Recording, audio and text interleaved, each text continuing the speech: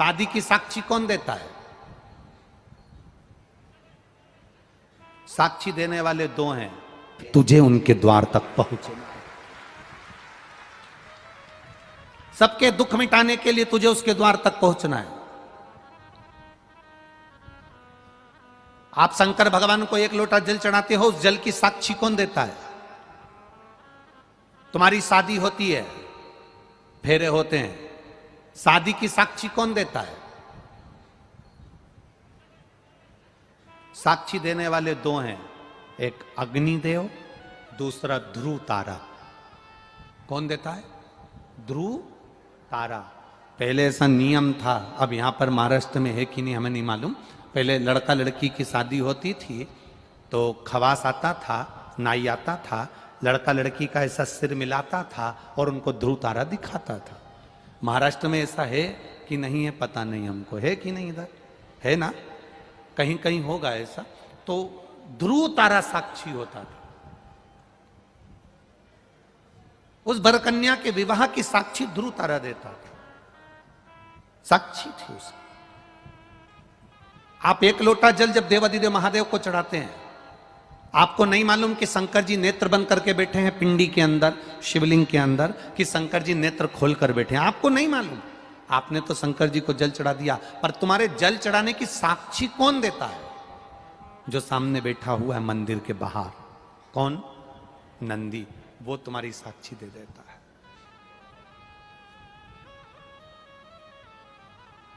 ये वापिस गई हुई सत्ता कैसे मिलेगी? गया हुआ बेबहू कैसे मिलेगा? हमारा दुख कैसे कटेगा?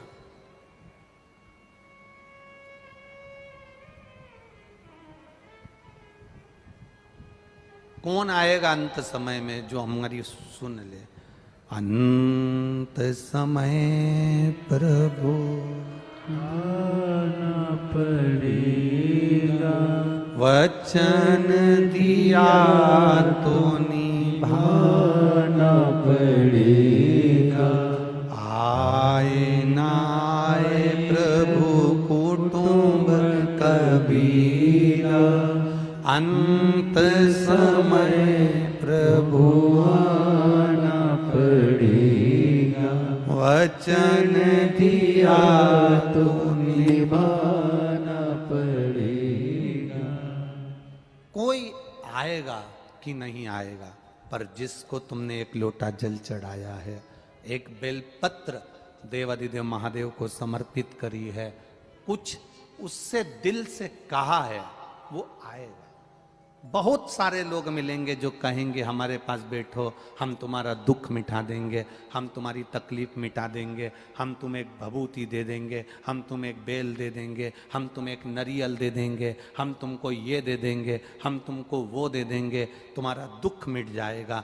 पर ईमानदारी से बोलना, संसार में दुख मिटाने की सामर्थ्यता किसी में नहीं है, वो मिटाने की सामर्थ्यता केवल एक देवाधिदेव महादेव में है, बाकी तो किसी में नहीं। सियोर वाला महाराज तुमसे कह दे कि मैं तुम्हारा दुख मिटा दूंगा तो बहुत कठिन बात है। हमारा दुख मिटाने वाला भी देवाधिदेव महादेव है, तो तुम्हारा दुख भी मिटाने वाला देवाधिदेव महादेव। संसार में जन्म लिया है तो दुख पीछा नहीं छोड़ता। तुम्हारे घुटने दुखते हैं तो हमारे भी दुखते होंगे, तुम्हारा सिर दुखता है तो हमारा भी दुखता होगा। बोलो सही है कि गलत है? हम कोई वीआईपी रूप से टपके तो नहीं है कि भगवान ने हमको अलग से नीचे टपका दिया। मानव की देह हमारी भी है, तुम्हारी भी है। तुम 2 रोटी खाते हो, हम भी 2 रोटी खाते हैं। तुमको चिमटी खोड़ेंगे तो दर्द होगा, हमको चिमटी खोड़ेंगे तो दर्द होगा। जैसे तुम हो वैसे हम हैं। बस हमने एक काम करा, अपनी पूरी जिंदगी, पूरा जीवन हमने बाबा पर छोड़ दिया। पूरा जीवन नीलकंठ दर्शन करने के लिए, जब हरिद्वार कथा थी तो नीलकंठ दर्शन करने के लिए गए थे। जाते समय भी भगवान का नाम जप रहे थे, आते समय भी जप रहे थे। ड्राइवर की नींद लग गई। इधर गंगा, इधर पहाड़, छोटा सा रास्ता नीलकंठ का, आप लोग गए होंगे, देखा होगा। उस छोटे से रास्ते में सबसे ऊपर से बस निकले ही थे और गाड़ी पलटी खा गई, पहाड़ पर चढ़ गई, लुढ़कते लुढ़कते लुढ़कते लुढ़कते 2 बार लुढ़की, बस तीसरी बार लुढ़कती तो नीचे जाती, पर अपने आप को उसके भरोसे छोड़ दिया, उसके ऊपर छोड़ दिया। अब वो अच्छा रखे बुरा रखे जैसा रखे वो रखे। बस गाड़ी पलटी, थोड़ा चक्कर आया, गिर गए। इतना स्मरण जरूर रहा कि एक कोई पुरुष और एक नारी सुंदर सफेद कपड़े में दोनों थे, उन्होंने कांच में से तोड़कर हमको बाहर निकाल दिया और जो थे सबको बाबा। इतना जरूर स्मरण है, बाकी का कुछ नहीं। उत्तराखंड के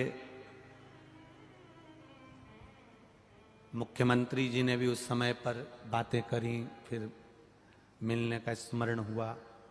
देखे सब समय की अवस्था के अनुसार उसका स्मरण था।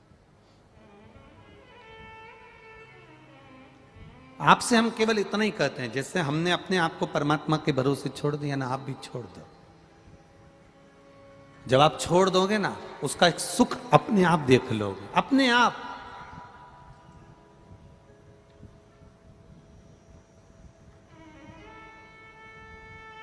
जिसके पिता चने का ठेला लगाते हो, दुनिया भर में धक्के खाते हो, 50 रुपए कमा कर घर लेकर आते हो, और उसमें से भी कहीं कोई गाय ठेले पर मुंह मार दे और उसमें से भी चने चले जाएं, जरा विचार करिएगा उसकी गति क्या होती हो।